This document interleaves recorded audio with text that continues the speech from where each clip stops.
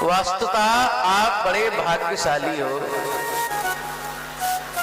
भगवान देवादिदेव महादेव आशुतोष यही कह रहे हैं, हे पार्वती, जो लोग यहाँ पर हैं बैठे हुए और कुछ लोग यहाँ नहीं हैं, लोग तो बहुत हैं, जितने लोग यहाँ पर हैं वो और कुछ लोग जो यहाँ भी नहीं हैं वो, ये सब बड़भागी हैं, बड़े भाग्यशाली हैं। क्यों? बड़े भाग्य मानुष तन पावा,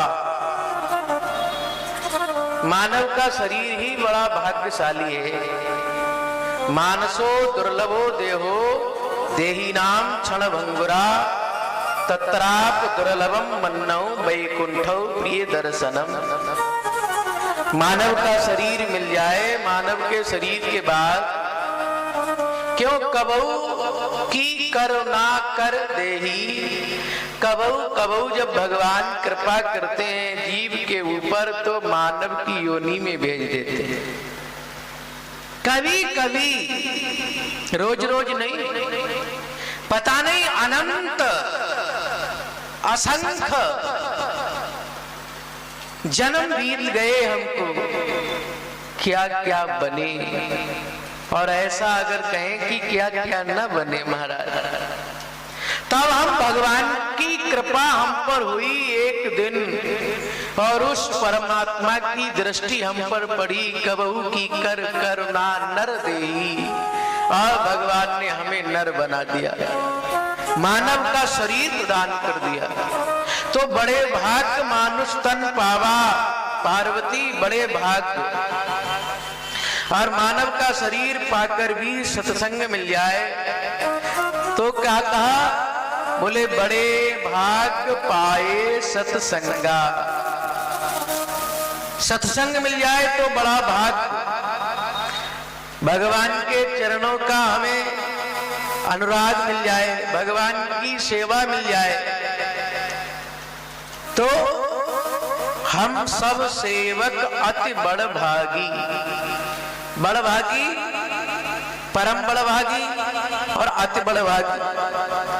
तो हम भगवत चर्चा कर रहे हैं और आप सुन रहे हो, तो आप सत्य मानना हमारे ऊपर भगवान की बड़ी कृपा है।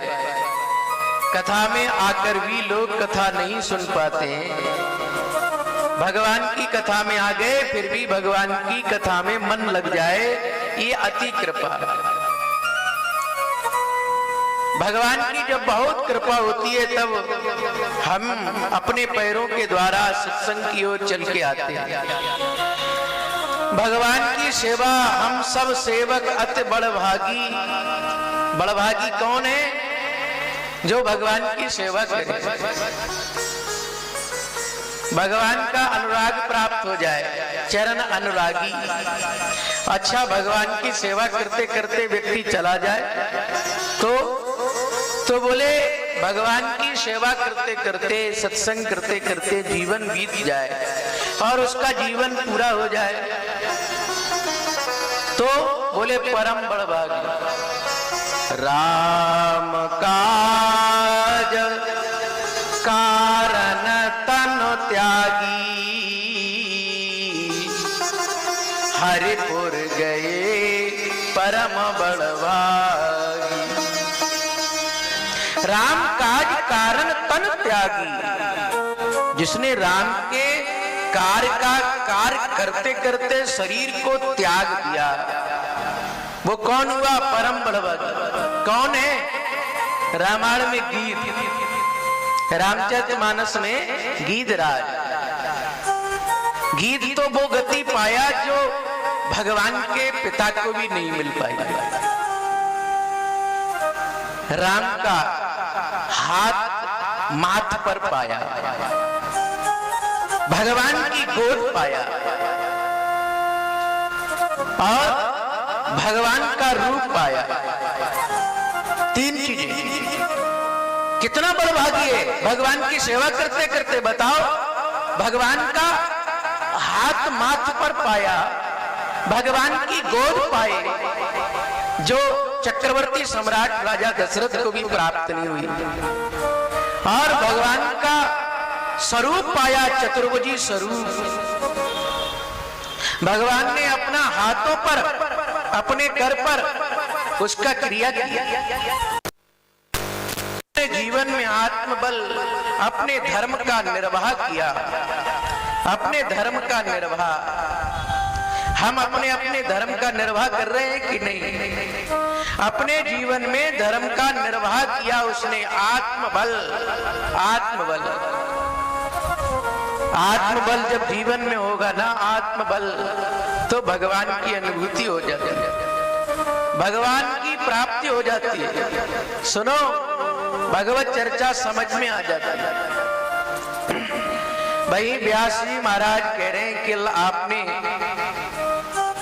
कथा का महात्म सुना, श्री शिव महापुराण का महात्मा।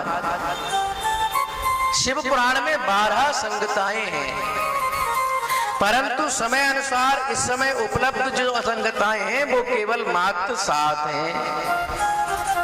उन 12 संगताओं के नाम हैं, परंतु 7 संगताओं का ही शिव पुराण मौजूद है इस समय।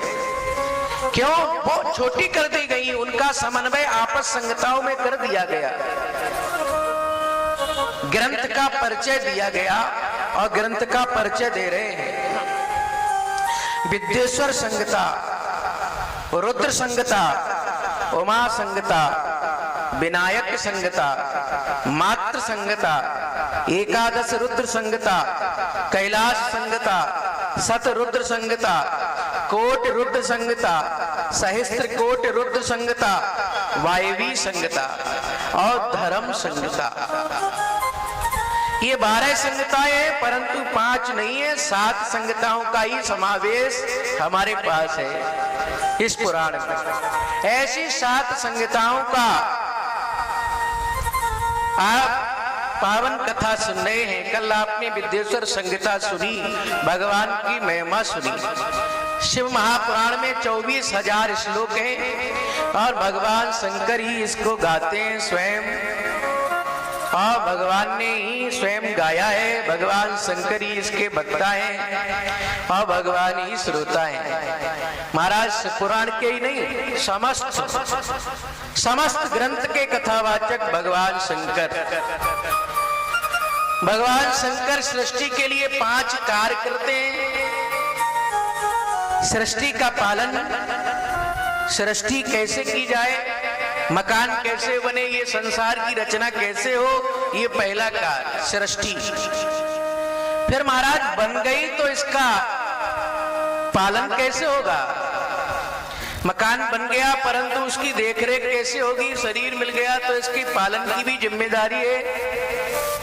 तो 5वां दूसरा कार्य है भगवान का पालन करना। तो महाराज हमने ही बनाया और हम ही पालन कर रहे हैं, तो फिर इसका संहार कैसे होगा? तो संहार का कार्य भी भगवान शंकर का ही है, भगवान शंकर का। फिर दूसरा भाव, तीसरा, वो चौथा तिरोभाव और 5वां अनुग्रह। ये 5 कार्यों पर आज हम चर्चा करेंगे भगवान की कथा में। क्या सृष्टि, पालन, संहार, तिरोभाव और अनुग्रह। भगवान अनुग्रह करते। 5 चीजें भगवान की स्वयं अपने पास है, 5 डिपार्टमेंट, 5 पावर भगवान शंकर ने अपने पास रखी, परंतु सृष्टि का भार ब्रह्मा जी को सौंप दिया, पालन का भार विष्णु भगवान को सौंप दिया और 3 विभाग अपने पास रखे। हालांकि भगवान सब काम कर सकते हैं, आरती में गाते हैं हम, जग करता, जग हरता, जग पालन करता, सब कुछ परमात्मा कर सकते, परंतु भगवान ने संसार की समन्वय बनाने के लिए इस संसार का भगवान ने पालन का हार भगवान विष्णु को सौंपा और सृष्टि स्वयं ब्रह्मा जी से कहा कि तुम स्वयं करो। और 5 प्रकार की भगवान मुक्ति देते हैं। मुक्ति 5 प्रकार की मुक्ति कौन सी? सारूप, सालोक, सायुज्य, सामीप्य और सासृष्ट। सारूप भगवान अपना ही रूप प्रदान तुम्हें कर दे तो सारूप मुक्ति भगवान का रूप हमें मिल जाए। सालोक कहते हैं कि भगवान का धाम प्राप्त हो जाए, उस ईश्वर का हमें धाम प्राप्त हो जाए तो सालोक है। और सायुज्य परस्पर भगवान से मिलना, ये वह सायुज्य है। सामीप्य अपने पास रख ले और सासृष्ट समस्त ऐश्वर्य का समग्र है, भगवान भक्त को भेंट कर दे, उसे सासृष्ट कहते हैं। सायुज्य मानी परस्पर मिलना, जगत में भगवान को सब जगह देखना, तुम हम में हो हम तुम में हैं, देख रहा हूं ध्यान लगाए, तुम मुझ में हो मैं तुम में हूं। ऐसे पांचों प्रकार की भगवान मुक्ति प्रदान करते हैं। पांचों प्रकार की मुक्ति भगवान दे सकते हैं और कई भक्तों को पांचों प्रकार की एक एक प्रकार की मुक्ति दी है, आप सुनेंगे। सरंगी बिरंगी ये जो बिंदमाली हैं, तारक्ष कमलाक्ष, इनको भगवान ने अपने ही सामीप्य मुक्ति प्रदान की। तुम्बरु नाम के गंधर्व जो कथा सुना रहा है बिंदुक को, उसको भगवान ने सालोक मुक्ति प्रदान की, सालोक अपना लोक दे दिया। आज आप कथा की चर्चा करेंगे, गुणनिधि नाम का व्यक्ति, उसे भगवान ने अपना लोक सालोक प्रदान कर दिया। भगवान व्यास जी कह रहे हैं ऐसे भगवान के 5 कार्य हैं, 5 कार्य और पांचों प्रकार की मुक्ति की चर्चा हम करेंगे। परंतु आज भगवान के प्राकट्य अर्थात ज्योतिर्लिंग का प्राकट्य का भगवान शंकर की मूर्ति के रूप में हम पूजा करते हैं, तो भगवान का मतलब है हम साकार पूजा कर रहे हैं। और जब लिंग के रूप में पूजा करते हैं भगवान शंकर की, तो हम भगवान की निर्गुण निराकार के रूप में हम भगवान की पूजा कर रहे हैं। 2 स्वरूप हैं भगवान के, निराकार और साकार। निराकार का मतलब है जिसका कोई आकार नहीं हो, सीधी सीधी बात। साकार का मतलब है जिसका रूप है, जिसका गुण है, जिसका कार्य है, जिसका नाम है, वह भगवान साकार है। परंतु जब तक साकार की भक्ति में हमारी पराकाष्ठा प्राप्त नहीं होती है, तब तक हमें निर्गुण भक्ति समझ में आ ही नहीं सकती। जिस बालक को छोटे आ बड़ा आ ABCD वो आगे कैसे पढ़ सकता है? तो सगुणता की प्राप्ति के लिए निर्गुण भक्ति, जब हम सगुण प्राप्त हो जाएं, हम भगवान में बिल्कुल सगुणता को समझने लगे और पूरा सीधा सीधा भगवान की मूर्ति की पूजा हम ठीक ठीक जान जाएं, तो उस दिन मूर्ति पूजा भी छोड़ देनी चाहिए। ये पुराण में, शिव पुराण में आज्ञा है, आगे आप अभी सुनेंगे। केवल हम सगुण पूजा जब तक करें जब तक हमें उसकी निर्गुणता की प्राप्ति न हो जाए। और हम अभी सगुण ही साकार पूजा ही करना नहीं जानते हो, फिर निराकार की बात करें तो कैसे काम चल जाएगा? अब पानी का कोई आकार नहीं है, पानी तो निराकार है। अब किसी को प्यास लग रही हो बड़ी तेज, तो आप वो कहे भाई पानी ले आओ, तो पानी लेने के लिए भेजा गया। वो आदमी ज्यादा समझदार था, फ्रिज में से बोतल लाने की बजाय कटोरी में जो बर्फ रखा हुआ था वो ले आया और बर्फ लेके कहने लगा, लो भाई साहब।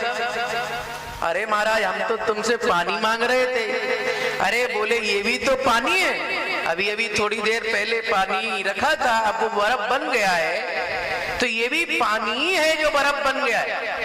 अब प्यास तो बर्फ से नहीं बुझ सकती, प्यास किससे बुझेगी? पानी से। जहां पानी की आवश्यकता है वहां बर्फ, भले ही बर्फ पानी से ही बना है और थोड़ी देर बर्फ रख भी दोगे तो वह भी पानी में ही युक्त हो जाएगा, पानी में ही विलीन हो जाएगा। परंतु आपको हम प्यास केवल बर्फ से बुझा सकते हैं, सो नहीं बुझा सकते। ऐसे ही भगवान की साकार और निराकार लीला है। आज भगवान की साकार और निराकार लीला आप सुनेंगे। ये हिंदुस्तान कहां तक है, इसमें कैसे प्रकाश हुआ, आज उसकी चर्चा है। हिमालय समाराभ्य यावदिन्दमहोदधी तमदेव निर्मतम देश प्रयच्छते। हिमालय पर्वत से लेके और हिंद महासागर तक भगवान का ही प्राकट्य है। ये लिखा है, ये हिंदुस्तान है हमारा, जहां भगवान की अवतार होते हैं, जहां भगवान भक्त के प्रेम में आकर लीला करते हैं और भक्तजन उसका गुणगान करते हैं और गुणगान करके इस भव सागर से तर जाते हैं। ऐसे भारत भूमि है ये। तब भगवान ने सुचार किया, जहां कहां जब जल ही जल था, कुछ था ही नहीं, चारों तरफ अंधकार ही अंधकार था, बिल्कुल कुछ नहीं था। तब भगवान निराकार की स्थापना करते हैं। बिना पैरों के भगवान चलते हैं, बिना कानों के भगवान सुनते हैं, बिना आंखों के भगवान देखते हैं।